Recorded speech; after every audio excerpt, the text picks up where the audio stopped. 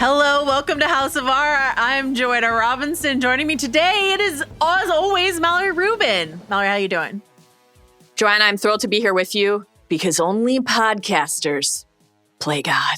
Oh, that is the not-so-subtle tagline to Guillermo del Toro's Frankenstein, which we will be talking about today. We will also be talking about Edgar Wright's The Running Man, and then doing a little look at Guillermo's work, Edgar's work. We're fans of both of them. It's House of R goes to the movies here on a Friday. What could be better? We're calling this the Sex and Violence edition. We'll get into that a little bit more as we go forward. But that is what we have planned for you all today. It's not our classic deep dive. It's something a little different. But it's a cold and rainy Friday. It is. Yeah. Perfect time to go to the movies. And that's what we've decided to do here. My only regret is that I didn't design you a custom popcorn bucket for this podcast. I'm sorry. Next time. Let's go now to a break. This episode of House of R is presented by Target. Have you heard? Stranger Things is back at Target, and it's time to gear up for the Upside Down. Head back to the 80s with awesome exclusives like the Unreal Demogorgon popcorn bucket, the fog over Hawkins candle that reveals secret messages, and the Demogorgon bundle box that's full of cool surprises. New items are dropping all season long, so prepare for one last adventure at Target. Program reminders really quickly. Tell me. We are, if all goes according to plan, and we haven't heard otherwise yet, doing a crisp Nolan Fall entry next week. Yeah. That is the plan. Should we say what it is? What? You do it. Great. I'm thrilled. And you know what? Again, if it changes, 'tis the holiday season. The pal and colleague who we hope is joining us for this is abroad and traveling. So things could change. It's possible. But if all goes according to plan, we will be resuming the Nolan series with Christopher Ryan, another of the great Chris's. You know, we got Chris Nolan, we got Chris Ryan, to talk about one of Chris Ryan's favorite movies ever. Also a movie that we really love, Dunkirk. So I'm delighted. We're thrilled to do Dunkirk. Is it House of R core, you may ask? I don't know, but we're doing all of the Christopher Nolan movies, and so Dunkirk sure is one of them. We're doing them all, and so of course we're going to talk about Dunkirk. I think we can make the case that the time dilation, the chronological maneuverings inside of the film allow us to include it. And guess what? If that weren't the case, wouldn't give a shit. We're going to talk about all the movies, and I can't wait. I saw Dunkirk with CR for the first time. Like we went, with the crew, Ringer crew, back in the day. The Arclight walked from the office. And I'm telling you this now because I intend to bring this up on the pod and see if he remembers this. Because famously, he doesn't remember seeing other movies with me. Yeah. So I'm excited to drop that in real time. Let's not tell him. Let's just ask him, do you remember where you were when you saw Dunkirk for the first time? No Who'd way you see it with? Remember. Great. Speaking of movies, it's just a movie time for us. Wicked for Good is also on the docket for next week. I'm excited. Very excited about this. I'm going with my sister to the press screening. I'm really, really excited to spend that time with her. So excited to talk about that. And from what I've heard from people who've seen it, banger. Quite good. I'm fucking thrilled. I can't wait to see the movie next week. I can't wait to talk about it. It was really fun to revisit the first movie recently when my family was in town. Oh, We're nice. Like, let's see Wicked. I'm like, great. Can fill the time and also do pod prep. This is ideal. Which stuff go? Which stuff is eternal? Always. Okay. And then we're doing another Best of the Century quite soon. And we're doing Best Fights. So hobbitsanddragons@gmail.com if you have a nominee for best fights of the century so far. We're talking one-on-one fights, so like duels. Yep. Battles, full-on battles. And also we decided to include verbal spats. For now, we're deciding to include that. We'll see if the consideration set becomes so vast that we have to walk that one back. But for now, that's our intention. I think it should be included. I will fight to keep it. So, and then that could be one of the best fights, is our fight over whether or not to include that. Meta. Succession is not House of Arcor, but were it included, Shiv and Tom tearing each other to shreds out on the balcony in the final season would from a marriage certainly be on the list. So that's the kind of thing we're talking about. So send us your nominations. We want to hear from you all to hobbitsanddragons@gmail.com. There's a lot of great stuff that's happening, Mallory Rubin. How would you suggest people keep in touch? Keep tabs. Thanks for asking. Here's what I'd do. I'd follow the pod. Why not? Follow House of R on Spotify or wherever you get your podcasts. You can watch full video episodes of House of R on the Spotify app. Incredible. You can also follow along on the Ringerverse YouTube channel where there are full video episodes of House of R and Midnight Boys. Pew, pew. And you can follow the Ringerverse on the social media platform of your choosing, whatever that is. And you can send us your emails. The inbox is always open, hobbitsanddragons@gmail.com. Some really touching stuff from you guys recently. Some really, really lovely stuff from the Bad Babies that's really meant a lot to us. So thank you for sharing. Yes. Spoiler warning. Mm-hmm. The works of Guillermo del Toro and Edgar Wright are sort of all on the table here as we discuss their larger work. Yes. I will say there are some, I would say specifically for Guillermo's work, there are a few sort of like revelations that we want to talk about, but we can give you some advance warning when those are coming up. And also just House of R contains adult content. We haven't said it in a while. I thought it would be nice to reiterate here on the Sex and Violence edition. This one's going to get a little freaky movies. today. Yeah. Yes. And obviously spoilers for the new films for Running Man and Running Man Frankenstein, and because we will Frankenstein. be briefly sharing our thoughts on each of those before using them as opportunities to revisit the filmographies. Thrilled. Let's go to our opening snapshot.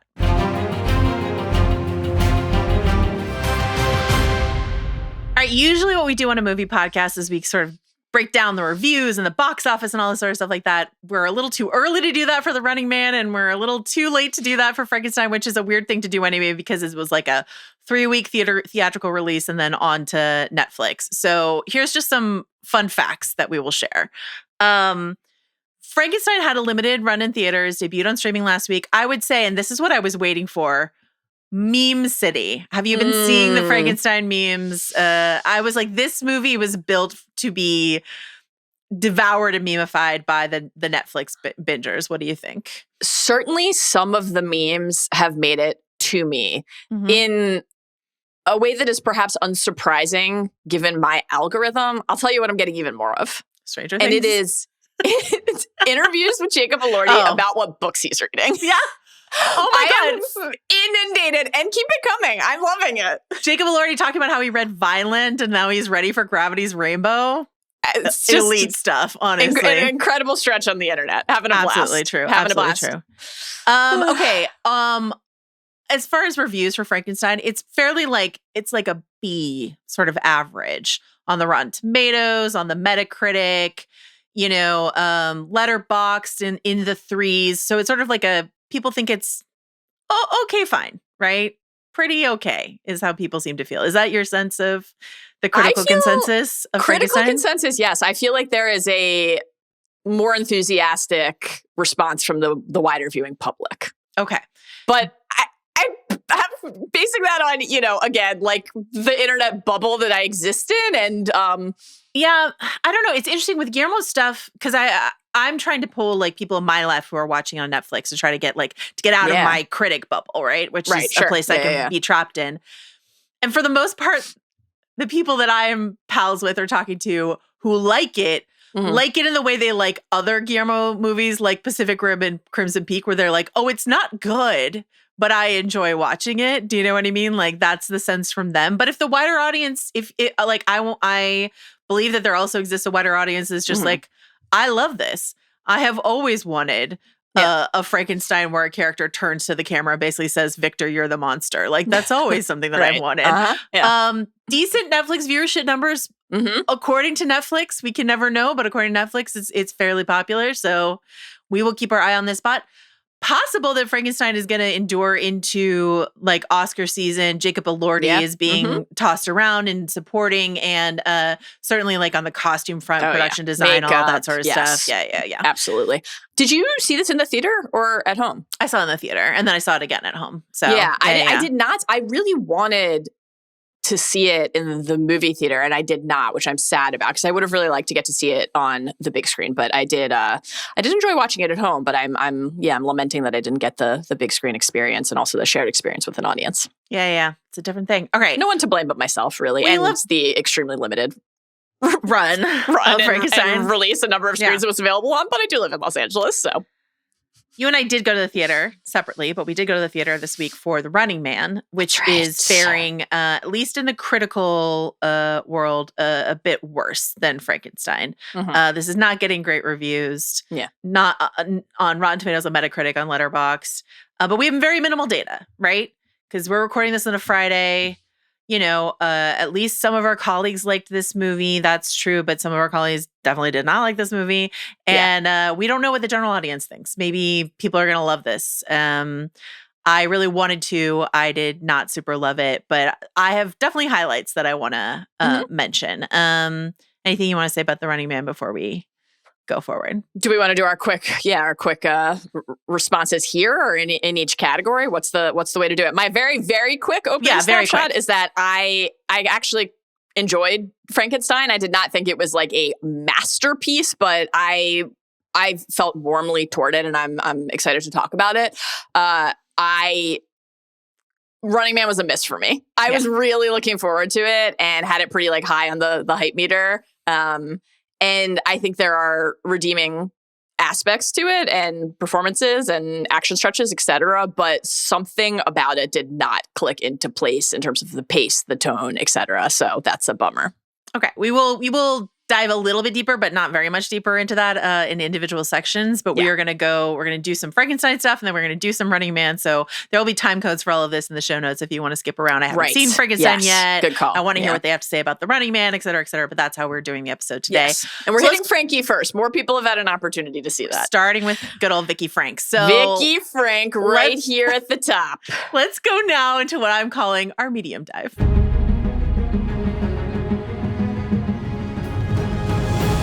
The shallowest of dives, Joe. Here we go. We're going to skim the surface together.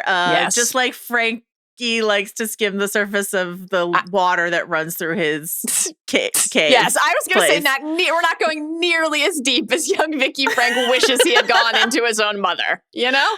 I made the first Frankenstein is the creature mistake, and there will be many more. Anyway, the creature is what I meant to say. Okay, so where are you on the idea of Frankenstein and Frankenstein's creature in general? Have you read or enjoyed Mary Shelley's novel? Seen any of the James Whale movies? Yes. The Young Frankenstein Mel Brooks movie? Yes. The Branagh movie? Benedict Cumberbatch and Johnny Lee Miller did a play version. There's the McAvoy, Radcliffe, Victor Frankenstein that came out. There's Plotland and Penny Dreadful. We've seen a lot of Frankenstein opportunities over the years. Where are you with all of this? Penny Dreadful, man. I didn't really enjoy Penny Dreadful. That's Rory Kinnear as the creature so and Penny Dreadful. Fantastic. So good.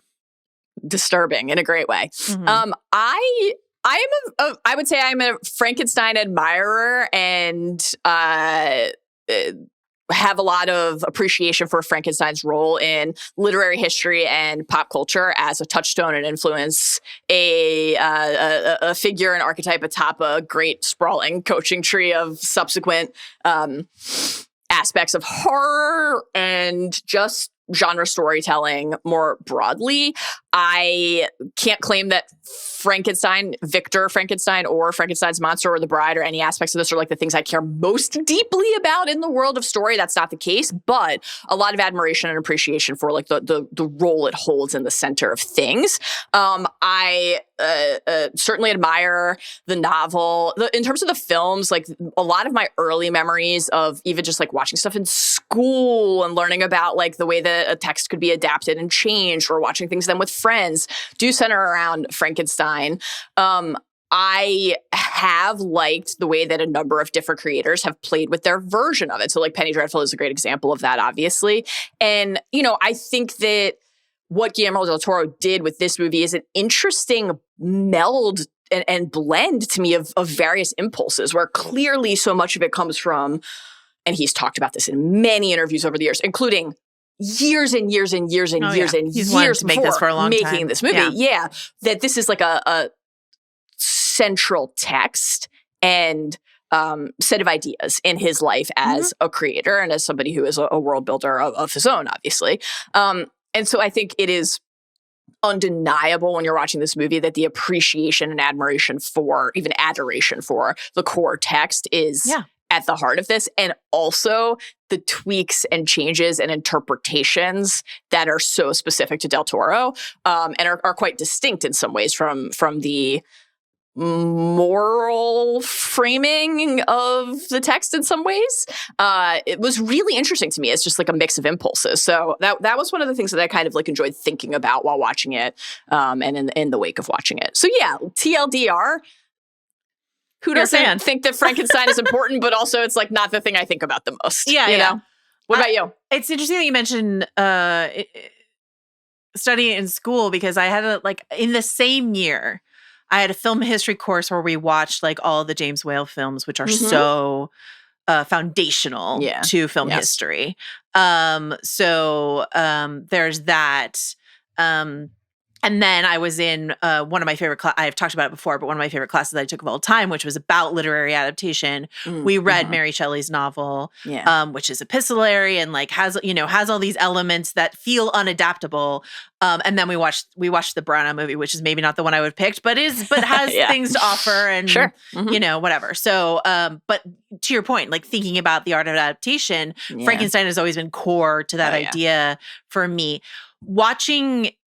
I love the point you're making about the way in which creators in general approach to the story has evolved over the years, because the idea, I mean, I think my first exposure to Frankenstein was Young Frankenstein, the Mel Brooks movie.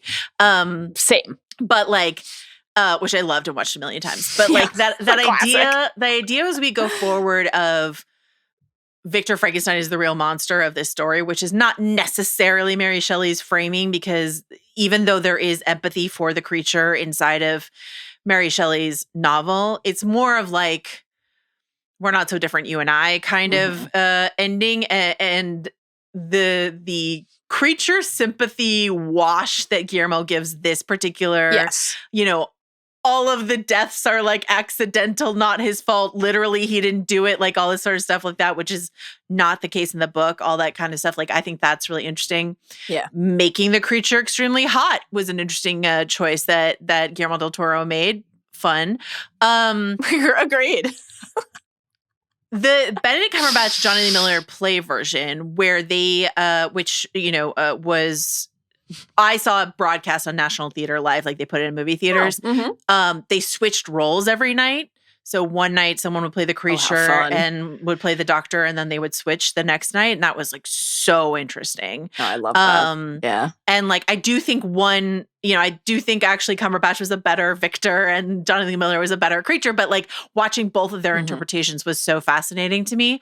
But that duality of man concept, which is so integral to this, that shadow self sort of idea is so important. So I just think it has been interesting to watch the ways in which I don't think you can make a Frankenstein story now and not have more empathy for the creature than existed in earlier iterations. It's just not the world we live in now in terms of the stories that we tell and the cautionary tales we want to tell about men who dig too greedily or too deep, or are so preoccupied wondering if they don't stop to ask if they should, all that sort of stuff. So that's where we are. Guillermo del Toro movies in general, I'll just run really quickly. Kronos, Mimic, The Devil's Backbone, Blade 2, Hellboy, Pan's Labyrinth, Hellboy 2, The Golden Army, Pacific Rim, Crimson Peak, The Shape of Water, Nightmare Alley, Pinocchio, and Frankenstein. That's the body of work we're here to talk about today. Yeah. We're not talking about the television anthology he did. That's for another day. Where are you on Guillermo in general? Do you have like a favorite Guillermo movie? What's been your relationship with him as a storyteller? I love him. I love his movies and I love his style. And I love in particular, I should say this, I don't need to say this for the bad babies. They can assume this and they're right. Some of the more hard horror installments are ones that either I have skipped or made my way to later. But actually, by the way, learned a new thing about my husband this week. He told me that Mimic is one of his 3 favorite Del Toro movies. Not a thing I knew. Adam. Yeah. Fascinating. Learned a new thing about a person in my life who really loves movies, but had never previously shared this with me. So look at that. Pan's Labyrinth is, my favorite and one of my favorite films. And even though it was not necessary to revisit that for the framing of today's podcast in particular, that was like, just, in the run up to Frankenstein, I'm like, can't wait to rewatch Pan's Labyrinth. Like, there's never a bad moment. I have such an incredibly fond memory of watching that with my college pals for the first time at my friend Taylor's dad's office garage. He had this like huge TV. Okay. We went to watch that. Syracuse, New York, needs must. You find a spot, you find a cozy spot, and you curl up under a blanket and you watch a movie. I love that movie. And in general, I Blade 2, this is a big Blade 2 household. Won't surprise you to hear. I really enjoy his Hellboy movies. I am a little surprised about the Blade really? 2. Yeah. I like that movie a lot. I'm a Shape of Water admirer. Obviously, we'll be talking about that more today. So I'll save further thoughts. But, I really just love his movies, and I love his style and his particular, the way that he roots his stories and his examination of story in interpretation of fairy tale, modern presentation of fairy tale, and the way that myth and the idea of how stories filter their way down or influence people's lives is something that I really love about his creative vision. So yeah, he's a filmmaker I admire, and I really enjoy spending time with his works. You know what? I did not see Pinocchio though. I don't know what's wrong with me. I was like, wait, I just didn't watch that one. So I need to. That one was straight to Netflix, and really only I feel like the only people who watched his Pinocchio were like the people who were on the award season beat that year, honestly. Yeah, I am interested to see it, but I feel sad that I haven't actually. What about you? What's your relationship to Del Toro? Okay, so it's interesting. I love Guillermo del Toro, the person. Yeah. I love listening to Guillermo del Toro talk about film. I have seen him like in conversation with people before. I will go anytime to listen to him talk about film. I think his breadth of knowledge, his grip on story. I love his love of the macabre. I love how he's like, I want to live in a haunted castle. Like I've got all these weird objects in my house. Like I think all of that's really cool. I think him taking his love of the macabre and putting it into these fractured fairy tales that he tells, really good stuff. There are some, like the highs for Guillermo and me, so high. Pan's Labyrinth, Hellboy, just like extremely excellent stuff. But he is kind of hit and miss for me. Like I don't love Shape of Water. I admire the visual splendor of Crimson Peak is like indelible. Like I think it is so beautiful. But as a movie, it's not one that I like want, and not just because it's like scary. Like it's not. There's just like something missing sometimes where I feel like, in my view, he gets a little lost in the sauce of the visuals sometimes and like loses his grip on story, which can't, when it's firing so well. So like, I'm not as high on his work as you are, but like the stuff that is good. I'm a Hellboy 2 defender, Golden Army. I actually really quite liked that movie. Same. So, but like I've got pals who love Pacific Rim and I can't hang with Pacific Rim.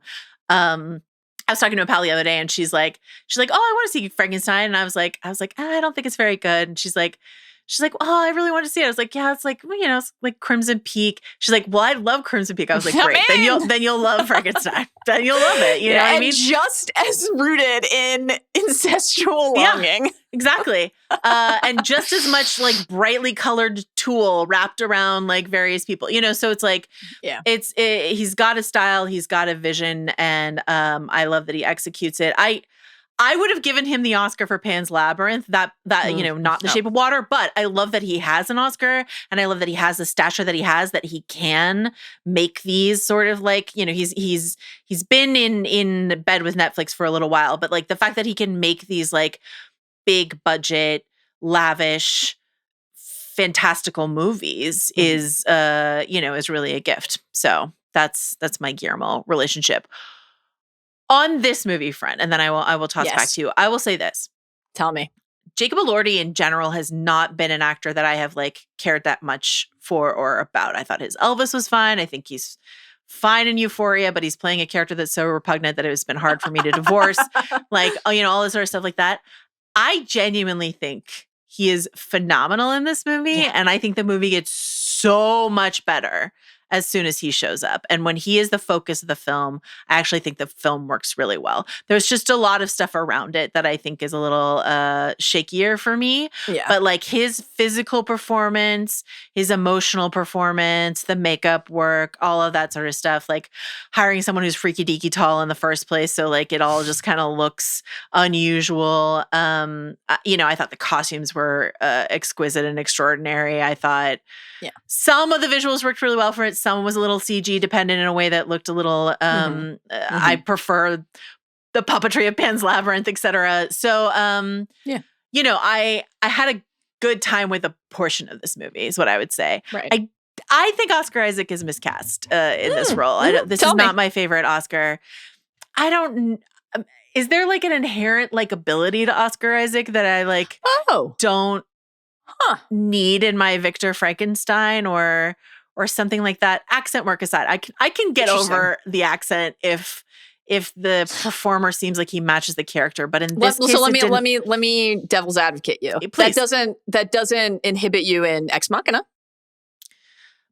Yeah, but yes, you're right. Where his Nathan is doing, so obviously it's different. But his Nathan is like supposed to be charming, whereas in this case, that's true. Yeah, everyone's like, Victor, you suck. That's true. That is like, different. Everyone doesn't like him, and so like that idea that like charming like ability that he sort of weaponizes in Ex Machina is not really what's going on. Yes, you're right. Victor There is a difference between having to find the sex dolls in his closets versus an entire auditorium of his peers telling him to remove himself from society. That is distinct.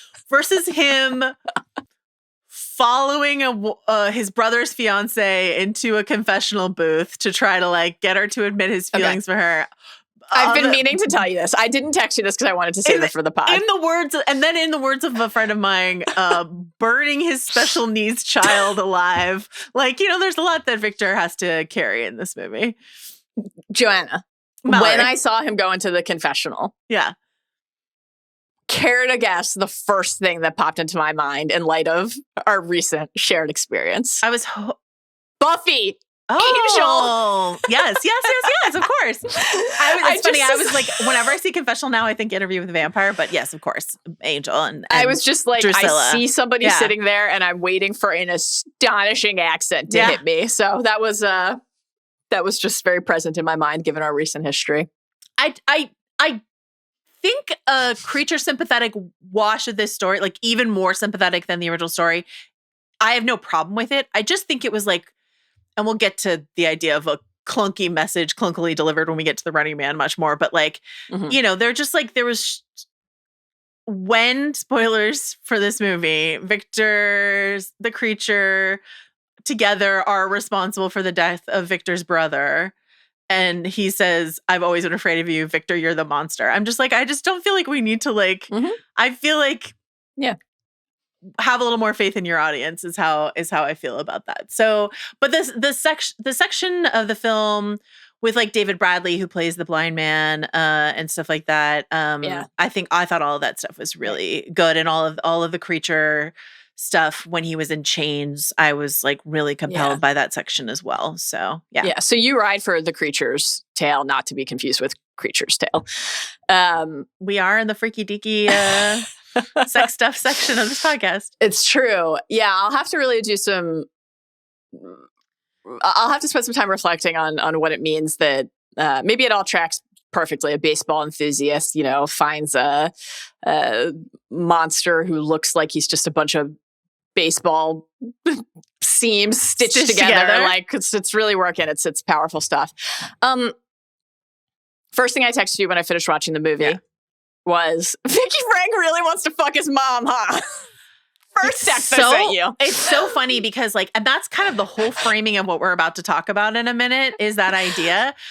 But it's when I showed it to a friend when I watched it again with a friend of mine at home, they were like, I don't know what you're talking about in terms of Victor wants to fuck his mom. And I was like, I would say the double casting of Mia Goth is doing a lot of work here. Yeah. But also when young Victor's like, and when father was away, mother was mine entirely. You know what I mean? Exactly. Like it's there. It's not the most I want to fuck my mom movie I've ever seen, but it is definitely on the list for sure. It's not the most, but it is, I would say, to me, it struck me as overt. And I think it was not just like a present aspect of the film, but it's like framed as part of the core motivation for what leads her young death. Victor. Yes. Yeah, on this path. It's right. The absence of the source of love and affection and belonging, but also desire in his life. You know, the idea that, so it's certainly a movie where daddy issues and mommy issues are both present and entwined and inextricable from each other. I mean, brother issues too. Why not cast Charles Dance if you're going to do that, you know? It's just, it's elite chef's kiss stuff without question. But, you know, to paraphrase or perhaps directly quote our cherished pal and colleague, Rob Mahoney, who noted this on Big Pick, like when he is fingering, you know, pregnant maternal figurine, I would not call that subtle, though I do think, again, it's part of what's interesting to assess about the text. To be clear for people who have not seen this movie, he is handling it. He is not like the orifices are too minute on that particular model for him to do any actual fingering. I should just much say. in the spirit of the exercise of today's podcast, though. Just want to clarify. Thank you for that. You know, the gentle caressing of the grave, as you noted, the fact that when Mia Goth shows up as Elizabeth, his brother's fiance. So even though that is not incest in the same form, there is an incestuous aspect to his covetous relationship to Elizabeth. And it's like, wow, of course, Victor is looking at her, falling desperately in love because she looks exactly like his mother. To me, this felt like an inescapable part of the movie, but an interesting one to chew on and think about. I, like you, responded most strongly to the Elordi performance and to this rendering and presentation of the creature. I thought that stretch of the film was like, I thought really lovely and really moving. And I think to your point from earlier about the modern interpretation and framing of this story, and that's what I was alluding to as well with like this particular framing and spin that Del Toro seems interested in putting in his adaptation. Because a lot of it, you know, the idea of like, Victor is going to be telling this story in some capacity, and we're up at the pole, and like, you know, a lot of the different various framings and structures of the tale are similar, even though some very of the faithful, particular, very faithful. Some of the particular aspects of the canon and character renderings are distinct. This very like warm embrace of the creature and desire to understand him feels so of the time, and I think it's interesting to me, like for a creator, a movie maker, a director, a writer to root himself more fully in the I was the creation perspective rather than what does it mean to be bringing things into the world. I think that's just really interesting. So I like thinking about that not only inside of the movie, but what it tells us about like Del Toro more broadly. I'm interested in that. I thought, you know, Christoph Waltz, it's like always wonderful to hear that he's going to be in a movie, and he's like such an incredibly mesmerizing performer. All of that stuff was a little less successful in the movie to me, though anytime we get a like part of your head is just sloshing off because of syphilis story, I do then think of the Nick. So that's always a treat. You know, you never complain about an opportunity to think of the Nick. Yeah, I was thinking about the English, but like it's a lot of brain matter gets splattered. That was pretty of this gross. movie. I gotta say, that was pretty gross. But yeah, I thought that I agree that the David Bradley stretch with the blind man and the Lordy was, you know, did the part of my brain that can't help but overanalyze wonder how more people in that lovely homestead could not hear the 6'6" creature lumbering around. Sure. Also, do they? Is there crop of choice sticks? Do they farm sticks? Is that why he was gathering bushels of sticks for them? A lot of wood, a lot of bushels of They're wood like and the spirit of sticks. the forest has been here to put Bring us wood. sticks here. Yeah, we got to make a fence. We've got to keep the game in. We've got to be warm with the fire, etc. I guess. It was very, you know, the wolves are obviously presented as forces of ill, but of course I was distressed to see a harm befall an animal. Again, a lot of brain matter. Yeah. That was tough. But in general, Of course, I agree that, the "you're the monster" line is not the subtlest. I think it's like, okay, so a couple things. One, I think thematically, is the exploration of that in that particular way in the film the most successful and subtle? No. Is it a theme and a aspect of storytelling that I am interested in? Yes. The hubris of man, the tendency to play God, where that leads the characters, etc.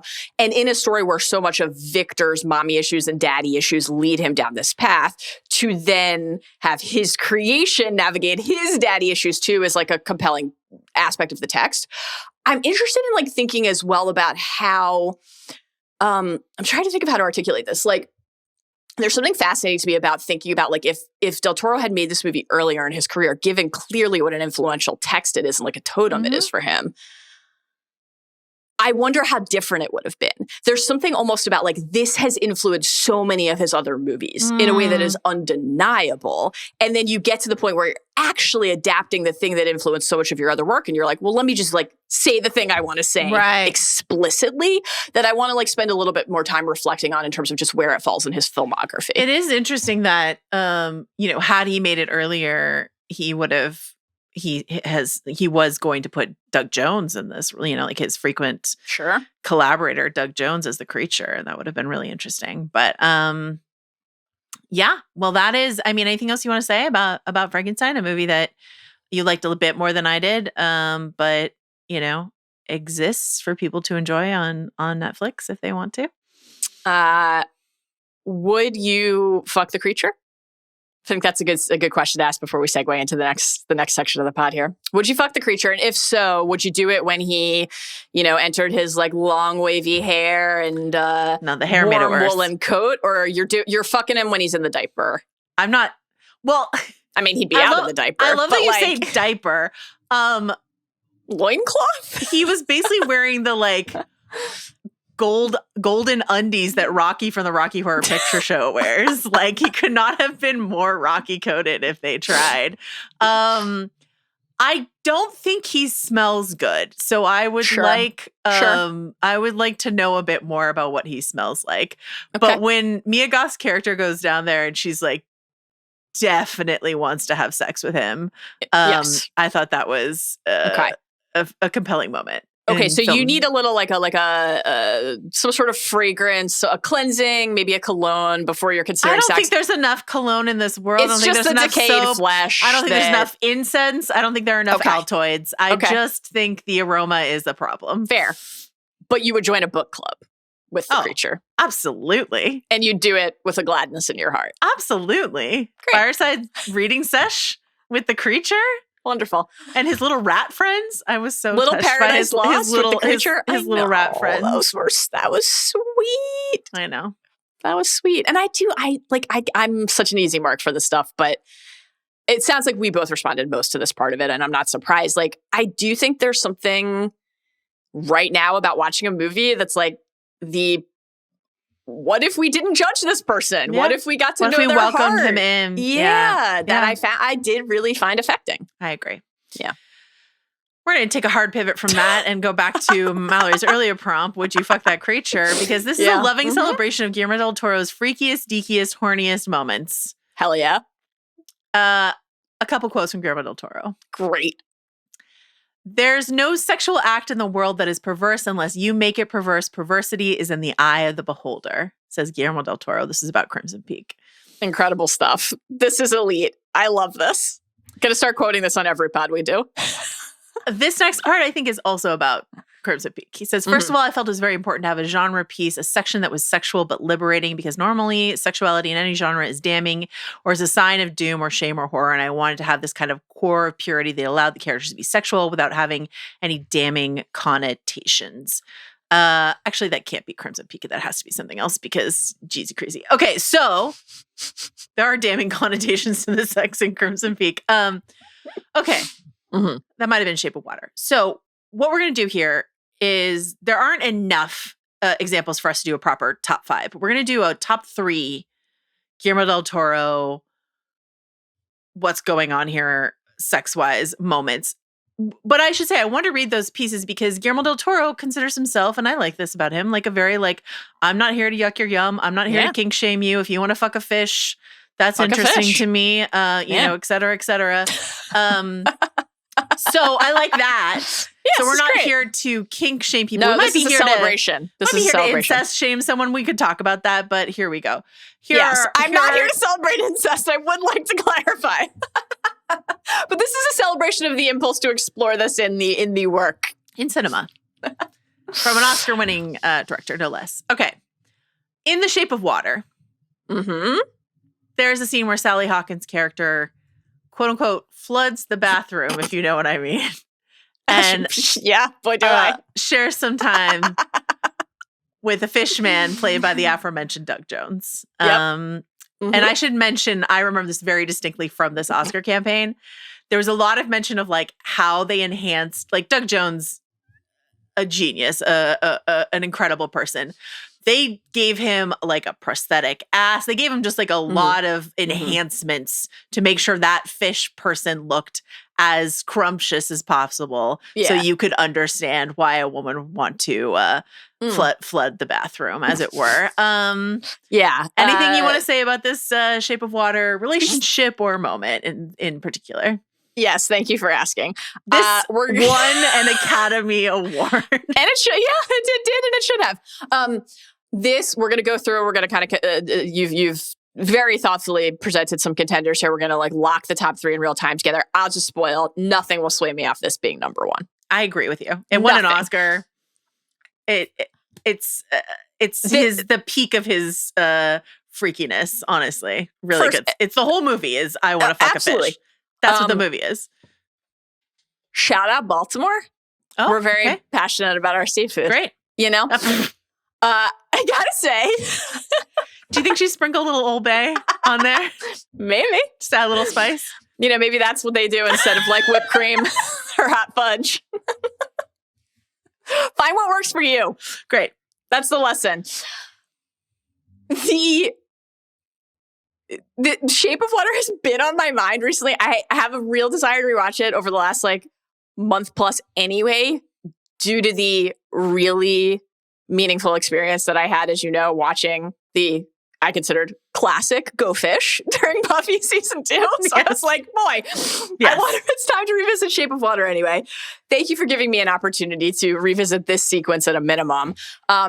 This scene, flood the bathroom is a great way to put it. I mean, it's wet, it's sodden, it's dripping, it's soaking. The towel under the door jamb, you know, to attempt to fill this successfully, ultimately to fill the room, has like such stealth. Let's sneak into like this corner of the house and hook up while our parents are in another room energy to me. For me, it's the way the water is dripping down into the cinema below. Just one drop right into the open mouth of the moviegoer is what makes this, I think, undeniable as the top pick. That is so horny. The naked embrace, the entwinement, the fact that they're discovered by Giles, and then in that moment of discovery, just a surge, a gushing wave courses out into the screen. Nothing's stopping this. Nothing. And to your point about the prosthetic ass, etc., on Amphibian Man or Fish Guy, as we like to call him, you know, he's shredded. Like, what are you going to say? He's absolutely shredded. The cake is serving. Okay. In the film Crimson Peak, if you've not seen it, Tom Hiddleston plays Sir Thomas Sharp. He marries a woman named Edith, played by Mia Wasikowska. She comes to stay in this crumbling estate that he lives in with his sister, Lady Lucille Sharp. And it is later revealed in the third act of the movie that the Sharp siblings are close.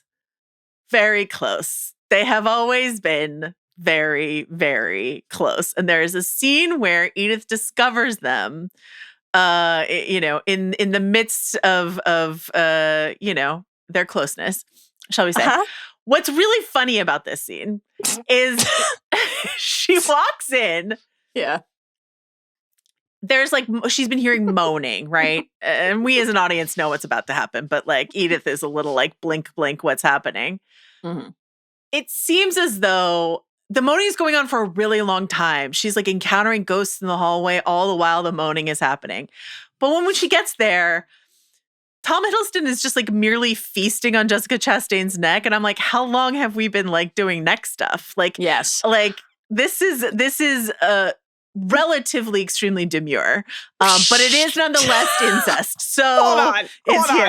Is she not jerking him off?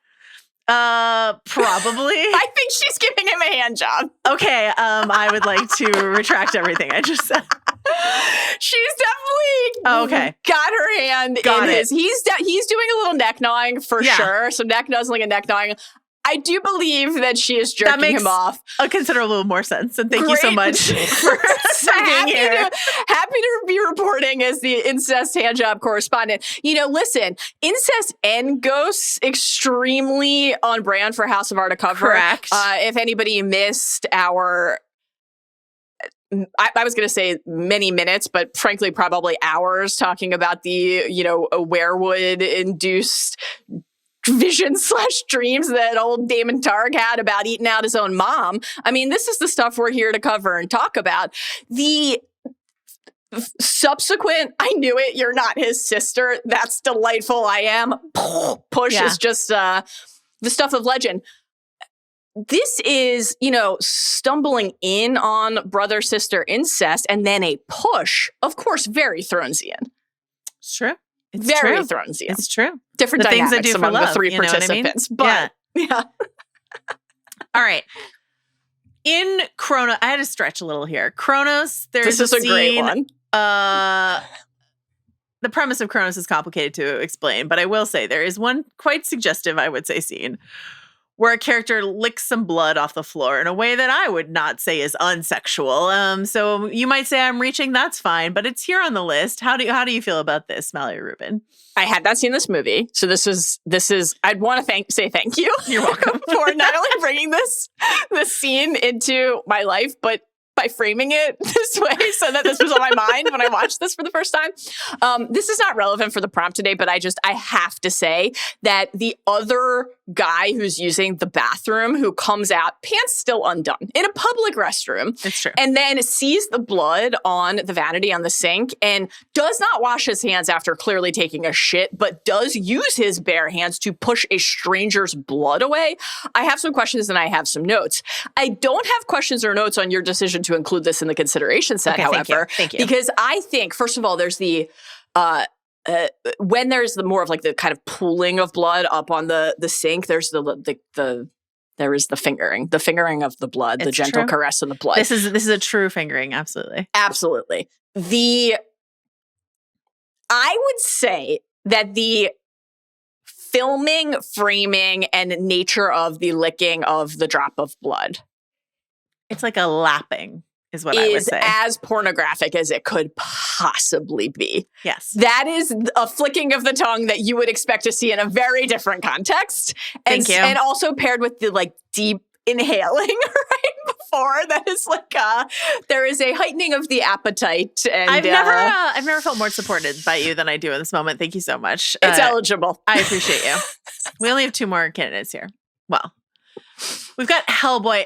I'm disinclined to include this, but I just wanted to like float it, right? So freaky is in the eye of the beholder, and I don't want to get mean about a story that is ultimately kind of like a Beauty and the Beast sort of thing. We're meant to be rooting for it, but I do have some size questions here in the main love story of Hellboy, and also prehensile tail questions, because we do see Hellboy steal a 6-pack among other things with his tail.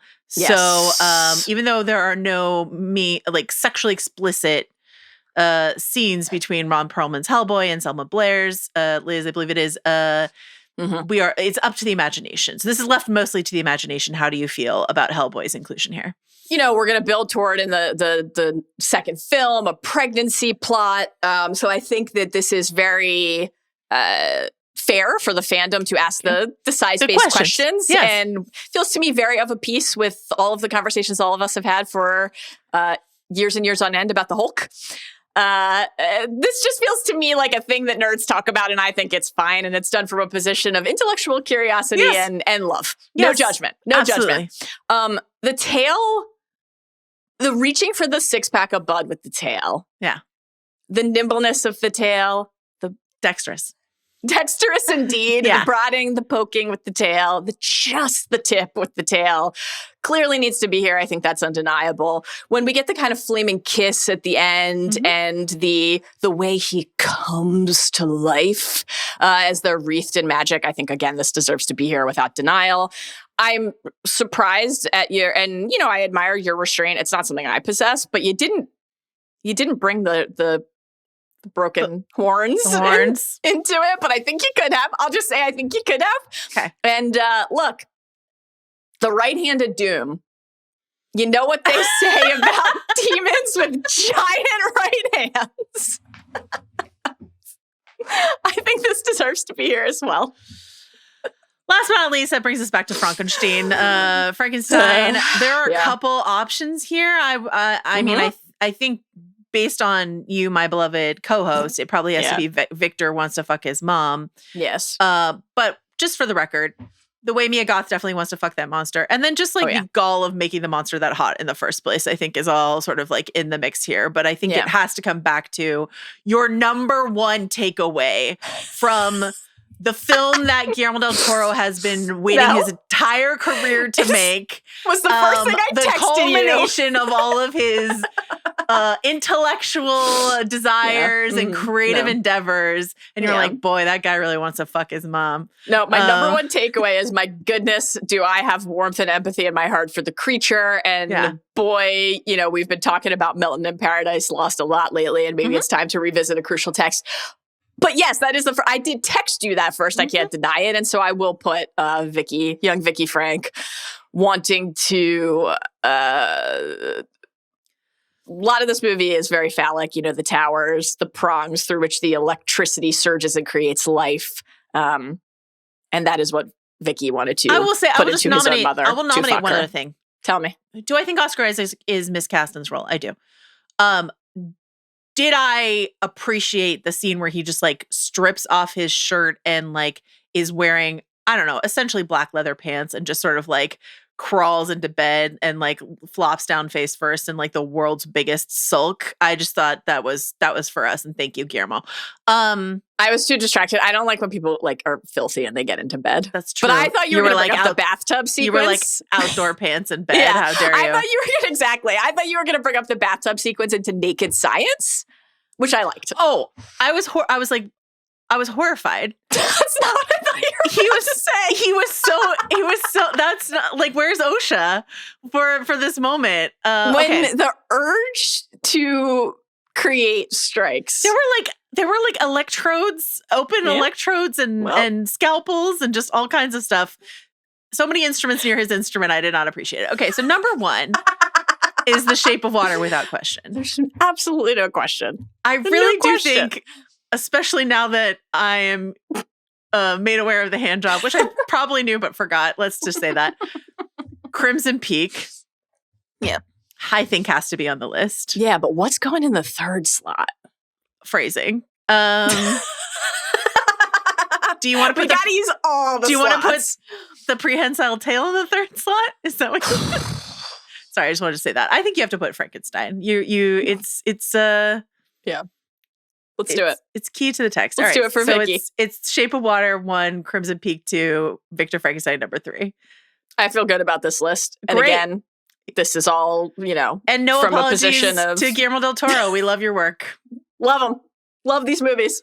Some apologies to our producers for having to listen to that. Let's go on to our section on The Running Man. This episode is brought to you by Target. Listen up, explorers. Stranger Things has returned to Target, and the Upside Down is calling. Don't miss your chance to grab some epic exclusives like an AirPods case shaped like a mixtape cassette, the totally tasty Doritos Stranger Pizza and Cool Ranch chips, and the Demogorgon Crunch cereal. New items are dropping all season long, so prepare for one last adventure at Target. All right, so we're going to talk about The Running Man. Based on the Richard Bachman, which is a Stephen King pen name novel from 1982. There was an Arnold Schwarzenegger film made in 1987, which is a lot of people know that film. Mm-hmm. This adaptation by Edgar Wright is much more faithful to it's faithful to the book in a way that the Schwarzenegger movie definitely is not. Right. And stars our guy Glenn Powell, Coleman Domingo's here, Lee Pace is here, Josh Brolin's here, et cetera, et cetera, et cetera. Incredible cast. What's your relationship to the Running Man as a concept, either the book or the Schwarzenegger film or anything else? Have no relationship to the book whatsoever. Have not read a word of it in my life, not once. I have seen the original film, and I consider it to be a blast. Yeah, it is. It's absurd. It's an absurd movie. But I get a real kick out of it, and the stalkers in that movie, Dynamo Hive. It's wild stuff. But I've not read the source text, so I am aware that this is a more faithful adaptation to that textual canon, but I don't have a familiarity with the printed word. I was mostly anticipating this movie because of my affection for Edgar Wright as a filmmaker, and because of the cast, and because I thought that the first couple trailers for this looked cool, pretty great. Yeah. So it had my desire to see it and my hype for it had less to do with like a relationship to the material that goes beyond like fun, weird movie from the 80s, and more about who was a part of this one, which probably then also heightens why I was disappointed in it. Are what about you? Ready for my scorching hottest take, which is hotter always than Jessica Chastain giving Tom Hiddleston a hand job. I thought you were going to stay with the Running Man and say a grenade exploding through an elevator shaft. But no, you went back to the ancestral hand job, and that's why you're you, and that's why we do what we do here at the House of R. So here's my hottest take. Tell me. I've hesitated to say this over the years, but the truth must be told. Oh my God. This is what's about to happen. I think, yeah. And it's actually, I've got Spaced over here. I've got, if you're watching this on video, on the DVD shelf behind me, Spaced is there, Shaun of the Dead is there, Hot Fuzz is there, Scott Pilgrim is there. I think those four things are among the greatest creations that have ever existed in film and television. They speak to me. They are hilarious. They are expertly done. They are masterpieces. All four of them are masterpieces to me. Scott Pilgrim vs. the World, which came out in 2010, is the last Edgar Wright film that I think was really good. Yeah, I don't think this is as hot of a take as you think it is. I think a lot of people really ride for Baby Driver, but like I do like Baby Driver. The World's End is messy. Some people ride for it. Whatever. Yes, you're right. A lot of people don't. It's not on par with Shaun of the Dead and Hot Fuzz, so people weren't like, this isn't what I wanted. A lot of people like Baby Driver. I did not, and I felt like really weird about that I didn't like Baby Driver because I should, because it's like essentially an action musical. And how much was it about John Hamm's hair, given you're a hair scholar, so that's obviously a very upsetting hair choice in that film. Was it about that? I don't know what to tell you. I saw it at its premiere at South by, and I was so excited for it. And then the room loved it, and I didn't. I felt very alone in that moment. Yeah. And then no one really liked Last Night in Soho, and so that's you're right. That's not a brave stance to take. I think it's just me saying I didn't really like Baby Driver, and because I didn't really like Baby Driver, I haven't really liked an Edgar Wright film since 2010, which is a long time. Yeah, and so sure.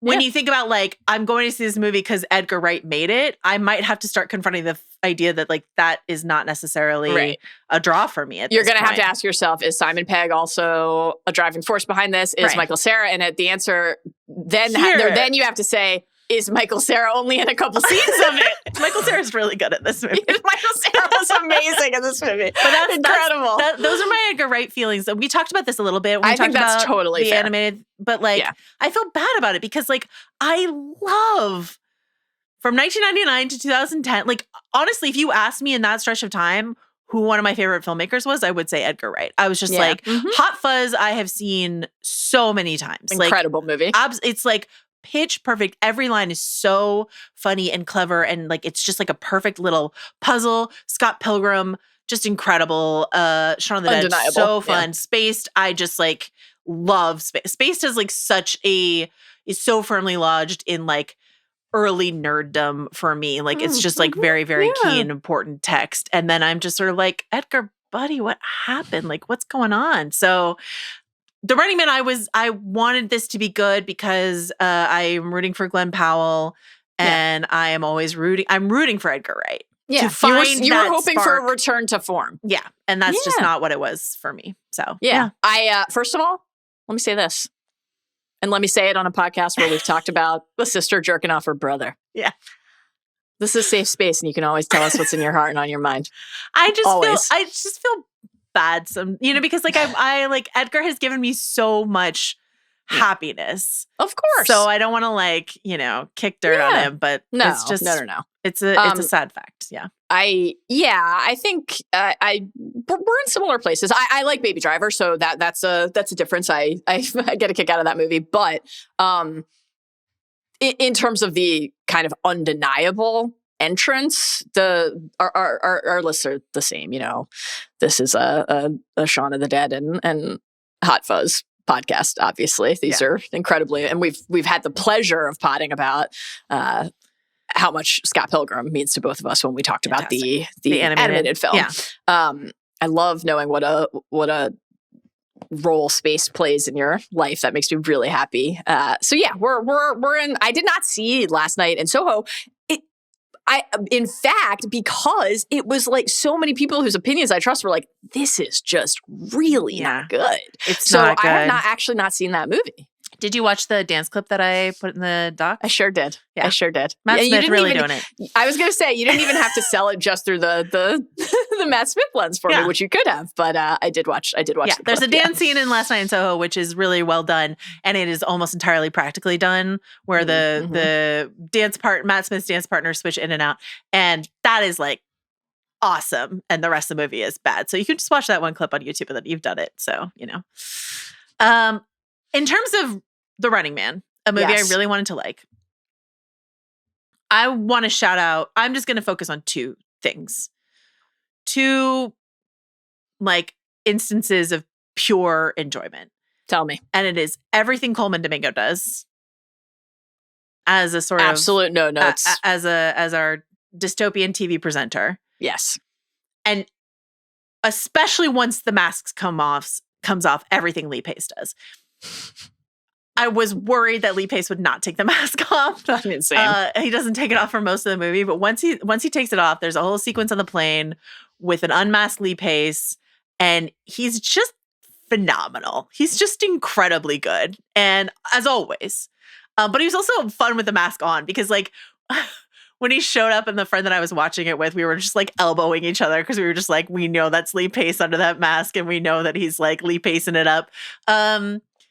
These were my highlights. The bookended. There's a lot of Coleman Domingo in the front, and there's a lot of Lee Pace in the rear, and then there's a lot of movie around it. And Michael Cera also, a real joy. I'm with you on the highlights front. I thought that Coleman Domingo is always the best, and that continued to be true here. And I thought not only was his performance and his energy so delightful every time he had a scene, but I thought that in terms of aspects of the film that often missed, which centered on the exploration of the state of society and where people find themselves and how they engage with the nature of their world, etc. The parts where that worked almost all involved him, cutting from the explosion to the broadcast with the little kids holding the candle. So good. Was incredible. And I think if we had more moments like that in the film, it would have succeeded more. Lee Pace, as you know, is one of my all-time favorites. I just think he's the absolute best. And I sometimes watch things that I'm not enjoying longer than I otherwise would because he's in them, like Foundation most recently. Sure. The Hobbit films. His Running Man press tour, I will feel grateful no matter what the overall reception to Running Man is, that there is a Lee Pace moment happening right now, which he deserves and we all deserve. And the celebration of his fashion and his charm, and of course his performance. That's great. So that was a highlight for me as well. The first thing I texted you about Vicky Frank was Vicky Frank really wants to fuck his mom. I think the first thing I texted you about Running Man was that was not a very good movie. That was not a very good movie. The second thing I texted Which you is not a text I get from you that often. So, yeah. The second thing I texted you about Running Man, I think, was, or maybe I put this in the Google Doc. Can't even remember. It's Friday. We both had, I think we both found ourselves in a state of genuine active befuddlement. Yes. That there's supposed to be a like, oh my God, the horror. Hideous. When he takes his mask, the burns and the scars, he still looks like the hottest person alive.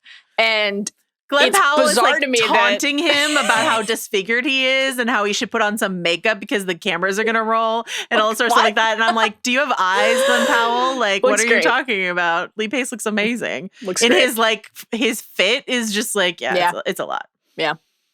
And then there's a lot of other movie that's also there. Yes. I did like, we'll get into this. This is, I don't want to tip anything for the fight action sequence we're going to do here on our list, but I did really like the Michael Cera stretch, not only because that was an amusing character rendering and like, the hot dog cart and his dad and his mom ratting out Ben, etc.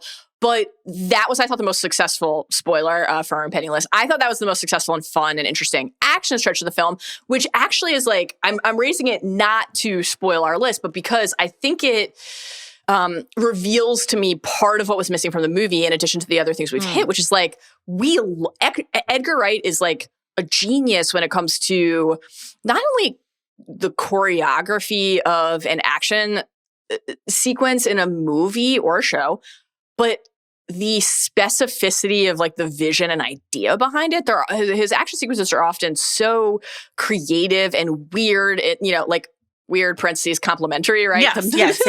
Unusual. Yeah. Yeah. And right, they're very quirky. They're very particular. You watch it and you're like, this is an Edgar Wright thing.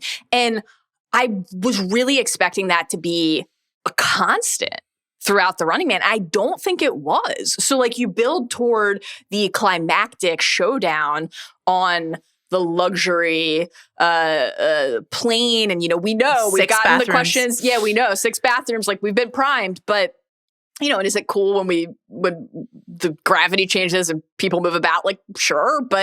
And is it fun that Lee Pace isn't wearing his mask there and has to pull like a shard of glass out of his eye? Like, I guess. I did wonder if he was going to get sucked completely through. I know. I was like, are we about to do like an alien? Yeah. But there was something, I don't say this in any way to diminish the complexity of the sequences, because obviously they're very grand and as spectacles, but there was something almost more like conventional about them than I would have expected. The whole movie was way more and it felt like Edgar Wright was trying to get away. And Last Night in Soho does this too, where he's like really trying to like not do the signature Edgar Wright quick cuts, like, all the stuff that like made his style so distinctive. Yeah. I am curious why. Like, I don't blame him for like wanting to do something a little different, but like, no, of course not. You did that in Last Night in Soho. Nobody liked it. So you thought you would do it again here. And it's just like, the movie is so much more conventional than you want it to be.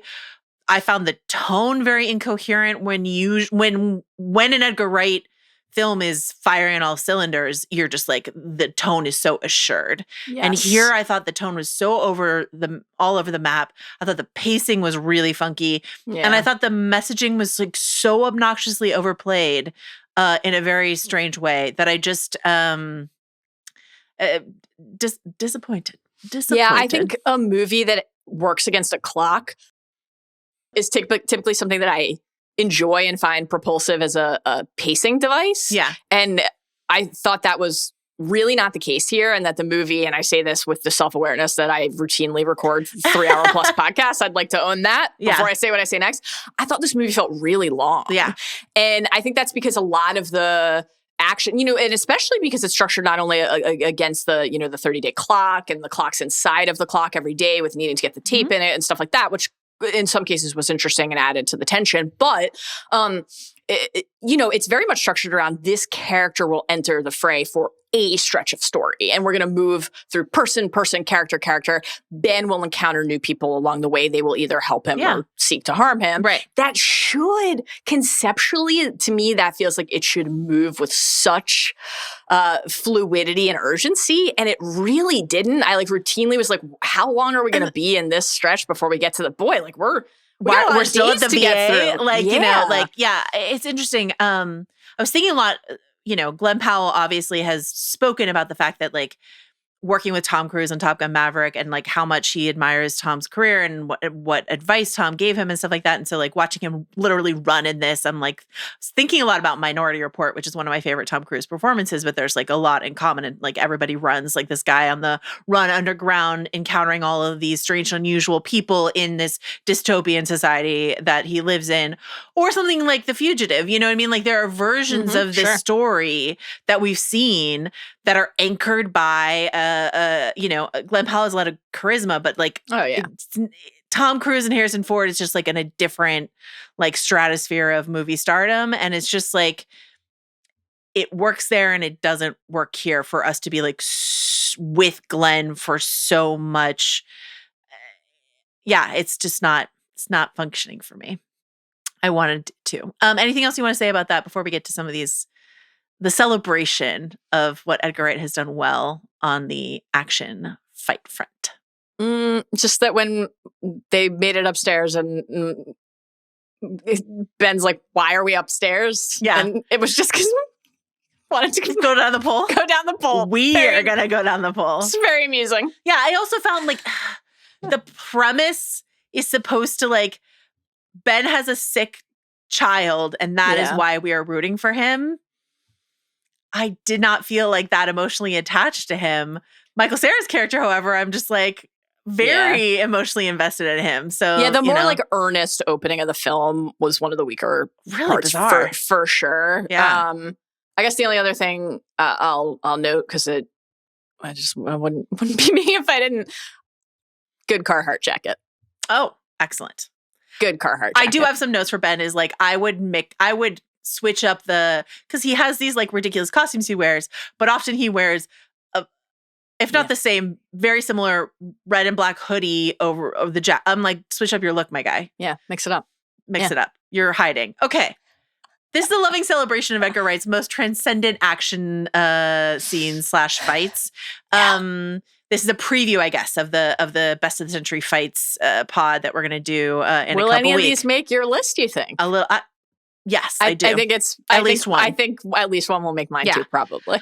So Baby Driver may not be my favorite, but I wanted to celebrate just up top here, the musicality of Edgar Wright's action connected, that the fact that it's connected to very beginning of his film school days. He says, quote, I would put together compilations of film clips to music, and I would also sometimes re-edit movies I did Evil Dead when it was re-released, and he also worked as a music video director. So there's this choreography, musicality to a lot of his better stuff. And then he says action is always really challenging, no duh. But I was looking at who his fight coordinator, if he worked with the same fight coordinator through all this stuff. No, but a couple times he worked with the late Brad Allen, who was part of Jackie Chan's stunt team.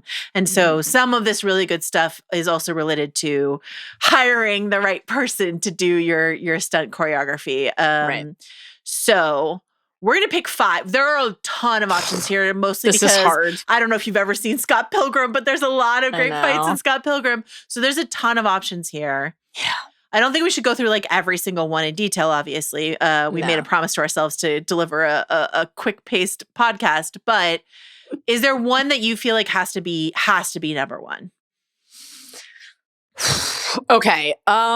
Geez. I do have actually 4 Scott Pilgrim. If we want to limit ourselves to one Scott Pilgrim in the top 5, I feel pretty strongly about what the pick should be. So maybe we start there and then we hit the rest of the list. I think my other big, broad blanket statement, and it sounds like I was wondering if we would agree on this, but it sounds like based on your overall run through of your relationship to the filmography that this will not be an issue. But I think that for the Three Flavors trilogy, we should eliminate World's End and put in an entry from Shaun of the Dead and Hot Fuzz. So I think if we're doing one Scott Pilgrim, one Hot Fuzz, one Shaun of the Dead, we'll have 3 of our 5 already, and then we can figure out what else we want to do from there. That's my kind of I will at least do that. I want to consider the World's End being on the list, but I agree that I also think my entry from Spaced should be on the list. So that's like 4. So yes, my only question about that is whether we wanted to say movies only. But if we're including TV, then I think that's a no-brainer. And so then we're at 4. And that was part of why I was like, okay, maybe we don't do all 3 from the let's start with Spaced. I just want to start here. Yes. There is a sequence in Spaced, in actually my favorite episode of Spaced, when our characters go out in the town, they get absolutely trashed. And at the end of the episode, they get in this like, it's not out of nowhere because they sort of tease it earlier in the episode, but they get into a fight with these like tough youths in the street, and everyone decides to do it with like finger guns. So they just like pull out like finger guns and are just like shooting at each other using only like hand gestures, like fake machine guns, fake pistols, fake grenades, all this sort of stuff like that. They're before they put the adagio for strings over the top of it, you can hear the actors are making all the sounds, and they put like actual gun sounds, but also the actors are all making the sounds of the finger guns. The like blood spurting from the neck part. There's just like, it's so delightful to me. This is Jessica Hines and Simon Pegg versus Lee Inglesby and like a bunch of other guys. And this is just like the kind of specific weird that Spaced was always really, really good at. And it's just like a completely iconic, memorable TV moment to me. And so it doesn't have to be at the top of the list, but I want it on the list. So I think it should be on the list too, for sure. Co-sign all of that. I think that this is really emblematic to me of how Edgar Wright stuff can just really like soar sometimes. Full commitment to the bit. Yes. Right. It's a complete embrace of how totally dramatic and goofy and quirky something can be. And there is like a utterly surreal quality to the thing that you're watching that does not only does it not detract, it's like this was the final sprinkling of the thing in the cauldron that made it all work. Sealing it with after the finger guns, like mini cap, yes, please. Yeah. Just like back to a regular exchange and a normal thing is like actually one of the most perfect details to me. So yeah, I think that should be on the list, no question. We can assess the order maybe when we land on the all right, 5. So if you had to pick one from, if we're picking Shaun of the Dead, it has to be the Don't Stop Me Now. There's no question. This is a must. I think this has to be on the list. This has to be. Okay. Kill the Queen. The jukebox. So fucking funny. Yeah. The way that everything in the pub setting, the pool cues, the darts end up being incorporated into the desperation of the fight for survival is so brilliant. Yeah. And like the way that settings and surroundings are incorporated into the flow of the action is, I think, something that's very core to what we'll talk about in a minute with Hot Fuzz, obviously. Make use of every single, I love that instinct. So the Don't Stop Me Now. Okay, Shaun of the Dead fight is a must. I think that's in the running for like being pretty high on the list. But I agree. That's a must. Quite iconic. Okay, so Hot Fuzz, I only put 2. There's a couple options you do, but I put the village shootout and the supermarket shootout as the 2. I am a fan. I am an enthusiast of the church steeple. Well, that's like a single that stunt. It doesn't really count for and then the like model village one going up through Timothy Dalton's face, also very good. But in terms of like big action set pieces, there's the big village shootout, which is so long, and then the supermarket shootout, which is the entire sort of police crew together. Yeah. I have a strong feeling about one of these. I'm interested. I actually do too. I was like initially thinking, oh, this is pretty hard, but for me, it didn't end up being that hard, even though I think both of these are great. Yeah. Are you going supermarket? It's supermarket. It has to be. It's kind of supermarket specifically for one of my favorite lines from Hot Fuzz is when Patty Considine's character goes, "Don't worry, Andy, it's only bolognese," when a jar of spaghetti sauce explodes on him. So good. That's Not to mention Olivia Colman saying, "Who doesn't like a little girl on girl?" Like, I mean, and just like the use of like all of the foodstuffs, the using the trolleys to as like a battering ram against the deli case, the like bag boys showing up like right at the end, like all of that stuff is just and it starts with Timothy Dalton going, well, here comes the fuzz. Like, it's just, it's so good. I love it so much. Yeah. That's my pick too. I do think like in the Village shootout, that's another good example. I mean, both of them are in different ways of like how the setting is incorporated. The Village shootout gives us that, we're going for Village of the Year. Like the way that so many different characters have a role to play. Payoff and like callbacks, like, Sergeant Angel's here, look at his horse, or like sending all the hoodies into the like, the corner shop and all these other like moments. Yeah. And there's like some really heightened effective stuff in that sequence. Like, okay, when you see like the Reverend pull out his guns, like you really get what's happening here. And obviously there's like some stuff in that sequence that's very effective in terms of the histories and like interpersonal dynamics for the characters as well. It's really good. But the Bolognese, I mean, there's just almost nothing like it's so like it. It's so funny. And then the smashing from that moment of other like, jams and ketchups and stuff. And it's also just like, it is sort of bracing to have something in your life that makes you stop and think like, boy, a pineapple's like pretty high on the list of things that I would like never want someone to throw at me. Absolutely. It's like, a great point. Makes you think. A great point. Well made. Supermarket shootout, we're aligned. Okay, so you have 3.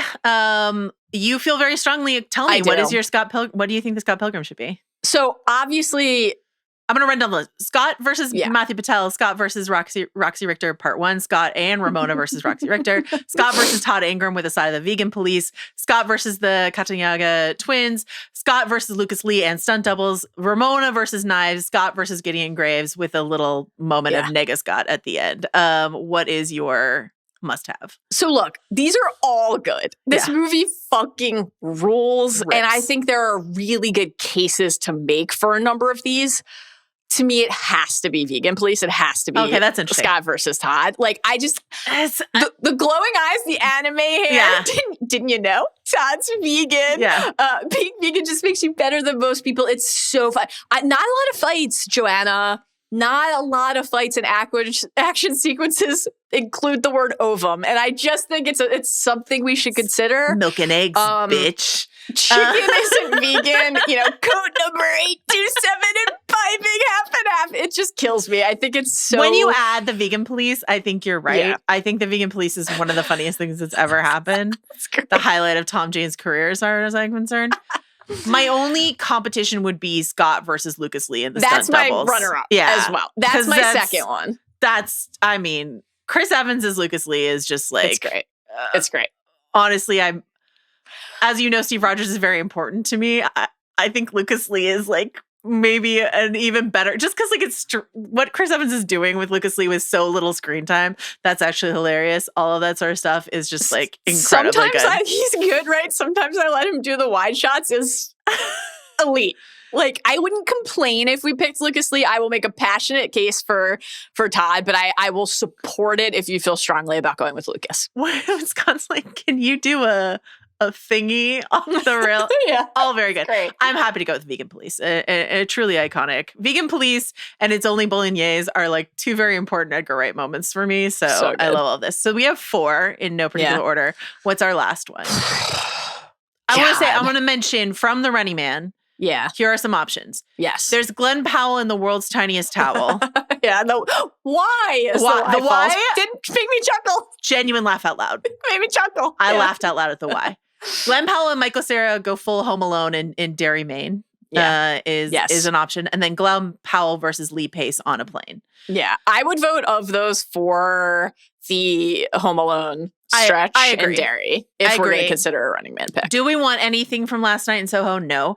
The World's End, you already said probably not. Baby Driver is, I guess, the last sort of option, something we could pick. Yeah. Oh, boy. This is actually really tough. The first four were kind of easy. I think they were like no-brainers. This is hard to decide what the last spot should be. I'm open if you want to make a case for one of the World's End ones. I mean, I think that's reasonable. The Baby Driver contenders, it's interesting because Buddy versus Baby, I would say, is the most, in a way that feels important in Baby Driver and representative of Baby Driver. It's the most car-centric driving. It's like in a parking garage. It's true. But I think it's my least favorite of those three sequences that we're talking about with the tequila shootout and the Goodbye Darling shootout. I think of those, I would vote for Goodbye Darling. Probably. Do you want that over Michael Cera Home Aloneing? Probably not. No. I would probably go for the Michael Cera Home Alone stretch. But what do you think? Is there another one you want to consider instead? No, I think that's right. And I think our 5 are, and let's put them in order now: Finger Guns, Queen, Supermarket, Vegan Police, Michael Cera Home Aloneing. Does that sound right to you? Yes. I think it sounds like, based on shared enthusiasm, Supermarket Shootout is number 1. Great. Right? I love this for me. Yes. I mean, what's number 2? Well, you said you thought Queen might have to be number 1. Do you think it should be number 2? God, this is hard. These are all great. I know. Yeah, I would probably go Hot Fuzz 1, Shaun of the Dead 2, Scott Pilgrim 3, Spaced 4. Yeah. Does that feel right? That sounds right. Okay, so we've got Running Man 5, just happy to be here. Happy to be nominated, honestly. It's an honor to be nominated. Okay, number 5, Michael Cera, with a side of Glenn Powell sort of bewildered along for the ride, absolutely destroys his own home just to fuck over the cops, and it's pretty great. Yeah. The gleam in his eye when he pushes the button, it's really good. Very funny. The super soaker on the electrified floor, all of that, very good. Yeah. Finger Guns from Space, we already talked about how iconic that is. Vegan Police, again, it's Milk and Eggs, bitch, is very, very good from Scott Pilgrim. Number 2, The Queen, Don't Stop Me Now from Shaun of the Dead. And number 1, It's Only Bolognese Supermarket Shootout from Hot Fuzz. That feels right to me. We did it. We celebrated Edgar Wright after a movie from Edgar Wright that we didn't really like that much, but we found a way to support him anyway. Anything else you want to say about The Running Man or Edgar Wright or Guillermo del Toro or Frankenstein or... No. Can't wait to watch The Bride next year. Talk about it with you. And thrilled despite the fact that I didn't really love these 2 movies, I love going to the movies, and I'm really excited to see Wicked. And I'm excited to talk to you about Wicked next week. Same. Anything else we should say? Again, we are planning to do Dunkirk next week. Yeah. It is only international travel that will get in our way, and that is out of everyone's control. But we are doing our best to do Dunkirk next week. We will let you know if that is not the case. Did we do it? We did it. Okay, a sprightly 90 minutes. Look at us. Amazing. Thank you to Carlos Chiriboga. Thank you to Mike Wargon for being here. Thank you to Arjuna Ramgopowell for his production work in general. CT is here. I saw him in the background in the office. Great helping stuff. Out today. Yeah. Thank you, CT. And to Jomi Adeniran on the social. And we'll be back next week. Thank you, Mallory. Anything else you want to say before we go? Just that I love you so much. I love you so much. Bye.